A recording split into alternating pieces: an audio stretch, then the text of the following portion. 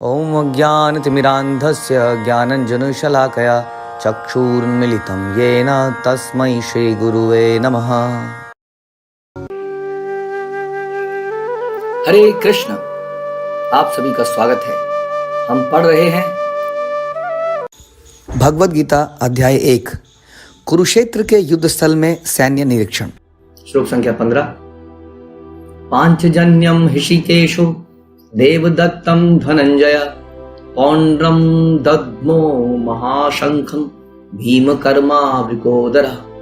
भगवान कृष्ण ने अपना पांचजन्य शंख बजाया, अर्जुन ने देवदत्त शंख बजाया तथा अति भोजी एवं अति मानवीय कार्य करने वाले भीम ने पौंड्र नामक भयंकर शंख बजाया।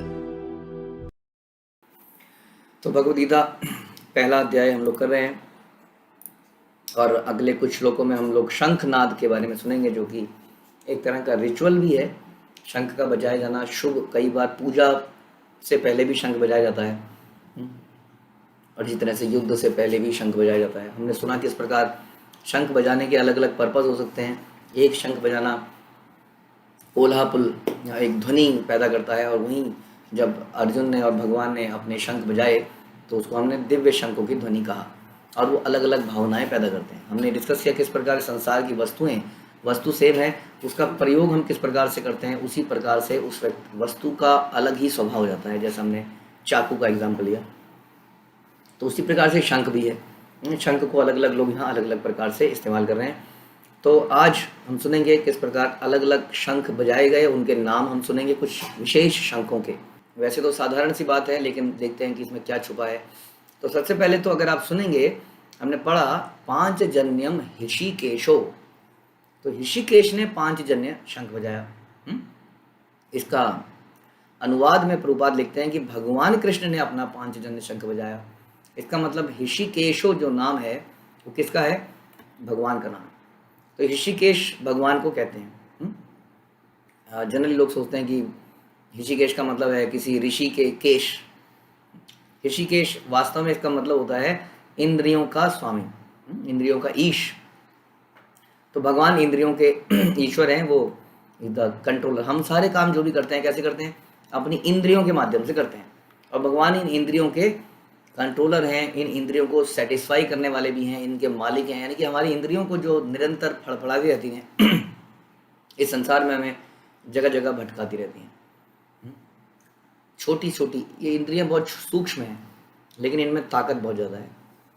आप जानते हैं कि मन में कितनी ताकत है। एक सेकंड में हम लोग कहीं भी पहुंच जाते हैं। एक सेकंड में हम यूएस, यूके, दुनिया के किसी कोने में, अंतरिक्ष में पहुंच सकते हैं मन के द्वारा।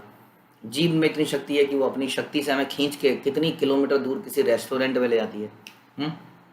कोरोना के इस समय पर भी ये जीभ लोगों को नचाती रही, और फिर भी रेस्टोरेंट चल ही रहे हैं, चाहे जितनी भी समस्याएं हो रही है।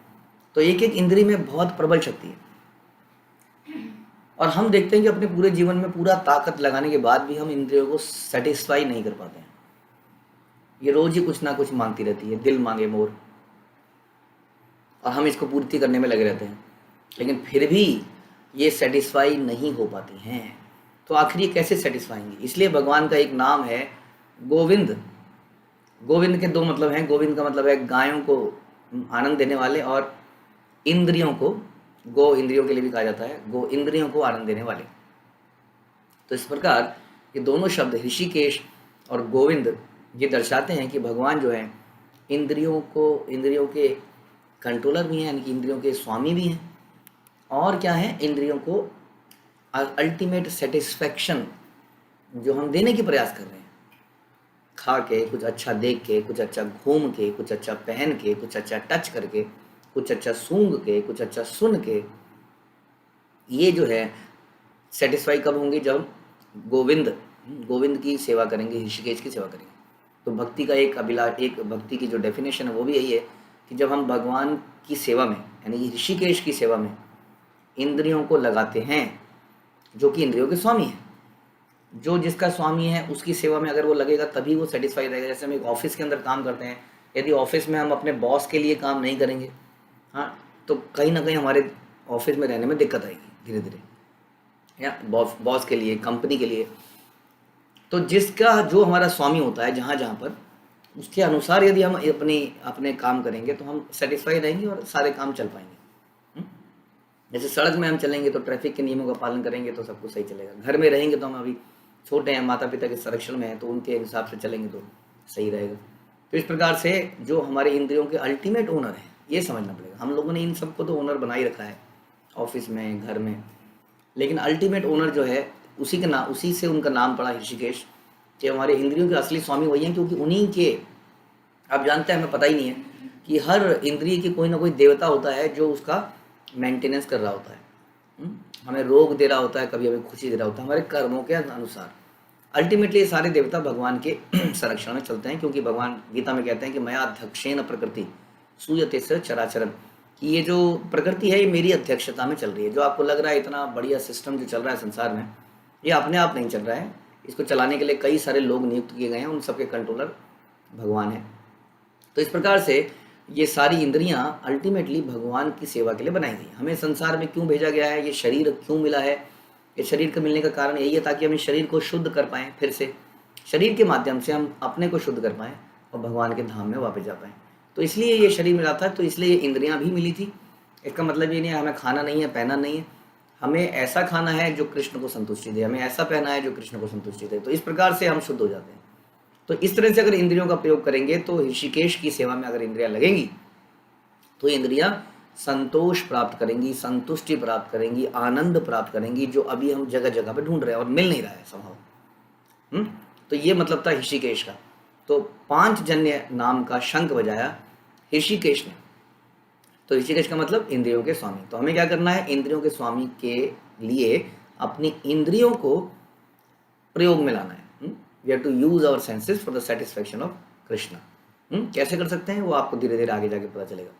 कैसे, अब जैसे फॉर एग्जाम्पल आप जीव को लगा सकते हैं भगवान के गुणगान करने के लिए, उनकी कथा बोलने के लिए, सुनने के लिए कानों को लगा सकते हैं। तो इस प्रकार आपने इन इंद्रियों को लगा लिया, है ना। और आँखों से आप भक्तों को देख सकते हैं, आँखों से आप भगवान के विग्रह को देख सकते हैं, धाम को देख सकते हैं। तो इस प्रकार से आपने आँखों को लगा लिया। तो इस प्रकार से अब कई चीज़ें हैं। तो 5 जन्य जो शंख था, एक विशेष शंख था। आप जानते हैं कि भगवान के गुरु थे। भगवान ने जब संसार में आए तो इस लीला को करके ये दिखाया, कृष्ण की लीला को करके, कि कैसे गुरु धारण करना बड़ा आवश्यक है। भगवान जब संसार में आए तो खुद भी गुरु धारण किए, संदीपनी मुनि।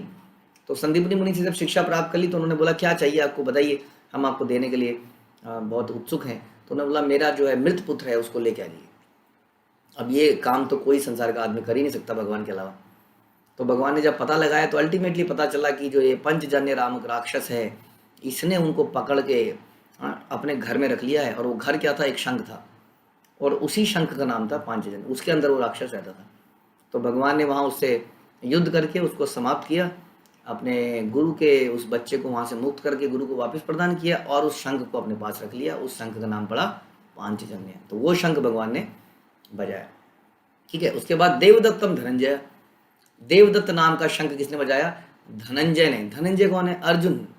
अर्जुन को धनंजय क्यों कहते हैं, अर्जुन को धनंजय इसलिए कहते हैं क्योंकि अर्जुन जब राजसूय यज्ञ हुआ था तो युधिष्ठिर ने अपार धन की आवश्यकता थी। युधिष्ठिर ने अर्जुन को इस कार्य के लिए बोला था, तो अर्जुन ने उस वक्त उस यज्ञ के लिए धन एकत्रित किया था, तब से उनका नाम धनंजय पड़ा। तो इस प्रकार हम देखते हैं कि भगवान का नाम, उनके भक्तों के नाम गुण रूपी नाम पड़ते हैं। भगवान के नाम कैसे हैं, गुण रूपी, लीला, उनकी लीलाओं को प्रदर्शित करने वाले, जैसे हम बोलते हैं गिरिधारी, गोवर्धनधारी। इस प्रकार से भगवान के नाम कैसे हैं, उनकी दिव्य लीलाओं के ऊपर पड़ते हैं। उसी तरह से यहाँ पे अर्जुन का नाम भी उनके दिव्य क्रियाओं के ऊपर पड़ा, ठीक है। तो इस प्रकार से भगवान बहुत सारी लीलाएं करते हैं, इसलिए उनके बहुत सारे नाम हैं, अनंत नाम है। आप जानते ही हैं उनके इतने नाम हैं, विष्णु सहस्त्र सौ, तो 1000 नाम तो विष्णु के ही पड़ते हैं।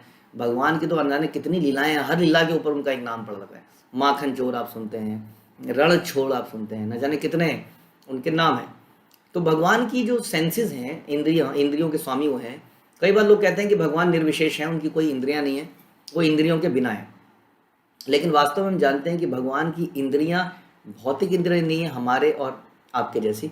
भगवान की दिव्य इंद्रियां हैं, क्योंकि उनका शरीर दिव्य है। भगवान का शरीर को हम क्या कहते हैं, सत चित आनंद, इन 3 चीज़ों से बना। तो इस प्रकार से भगवान का शरीर दिव्य है, उनकी इंद्रियां भी दिव्य है, उनकी इंद्रियां हमारे जैसे नहीं हैं।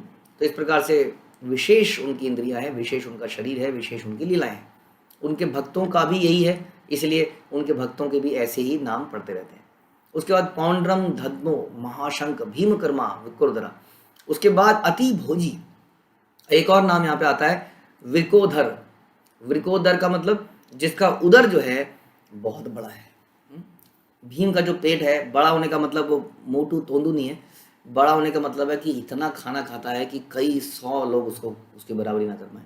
तो अधिक, बहुत अधिक खाने वाला, अति भोजी, अति मानवीय कार्य करने वाला, जो कोई साधारण व्यक्ति ना कर पाए। हिडम्बा, हिडम्बा को आप जानते हैं कैसे उसने समाप्त कर दिया। बहुत सारे भीम के कारनामे हैं, वो हम देखते हैं। आज भी जो लोग बद्रीनाथ जाते हैं वहाँ देखते हैं कि एक बहुत विशाल शिला है जो सरस्वती रिवर के ऊपर भीम ने रख दी थी ताकि पांडव उस नदी को पार कर पाए। उस नदी के ऊपर उस पूरा एक तरह से पहाड़ उठा के रख दिया, वो पहाड़ आज भी देखने को मिलता है। तो अति मानवीय कार्य करने वाला भीम, उसने पौंड्र, पौंड्र नामक भयंकर शंख बजाया। तो इस प्रकार ये सब ने अपने अपने शंख बजाए। तो ये बहुत बड़ा सिग्नल था, होना चाहिए था कायदे से दुर्योधन के लिए कि अब क्या होने वाला है, जैसे हम कुछ दिनों से डिस्कस कर रहे हैं। और जब भगवान स्वयं शंख बजाएं तो आप सोच सकते हैं क्या होगा। भगवान स्वयं अब युद्ध को ललकार रहे हैं, यानी कि और जो सामने खड़ा है इसका मतलब युद्ध करने के लिए तैयार है। किसके साथ? भगवान के साथ। तो ध्यान रखिए, ये तो कौरव पांडव की लड़ाई है, कभी कभी हम भी भगवान के साथ युद्ध करने के लिए खड़े हो जाते हैं। जब जब हम भगवान के बनाए हुए नियमों का पालन नहीं करना चाहते हैं, तब तक समझ लीजिए हम भी दुर्योधन की तरह उस युद्ध में सामने खड़े हैं। शंख बज रहा है, हमें सुनाई भी दे रहा है, लेकिन हम कहते हैं I am a self made person, I will win, you will win, you can win. हम प्रकृति को हरा सकते हैं। क्या कहते हैं वो, मदद दे खुदा, समथिंग लाइक दैट, समथिंग कि हम लोग करेंगे तो भगवान भी हमारी मदद करेंगे। और मर्द जो है, मर्द टांगे वाला तो हम लोग हरा सकते हैं, हम लोग जीत सकते हैं। आज मैंने इतने शत्रुओं को हराया, कल मैं इनको भी हरा दूंगा। मेरे रास्ते में आज ये रोड़ा आया, मैं इसको भी हटा दूंगा, मैं और परफेक्टली प्लानिंग करूंगा। और हम कोई भी भगवान के बनाए हुए नियम को पालन नहीं करना चाहते, हम शास्त्रों को नहीं पढ़ना चाहते हैं, हम अपने जीवन को शास्त्रों के अनुसार नहीं जीना चाहते हैं। तो उसका हश्र यही होगा जो इस युद्ध में दुर्योधन का हुआ। इतना भयंकर शंख का जो गर्जन हुआ वो भी उसके कान पे नहीं पड़ा। उसी तरह से इतना भयंकर ये महामारी संसार में फैली है, पिछले 1.5 साल से हम देख रहे हैं, लेकिन फिर भी हमारे कानों में इसका कोई गर्जन नहीं हो रही है। हम देखते हैं अपने आसपास के लोग, कितने लोग मर रहे हैं रोज़, फिर भी हमें ऐसा लगता है कि हम संसार में हमेशा रहने वाले हैं। तो ध्यान रखिए, ये शंख की गर्जन हमेशा हो रही थी, अभी भी हो रही है। बस हमने दुर्योधन की तरह अपने कानों को बंद कर लिया है, क्योंकि we are determined to fight against God. तो हमें ऐसा नहीं करना है। Let's now give up, surrender to Krishna by saying Hare Krishna Krishna Krishna Hare Hare, Hare Ram Ram Ram Hare Hare. हाथ खड़े करके we are surrendering now. Okay, Hare Krishna. Srila Prabhupada की जय, भगवद गीता की जय।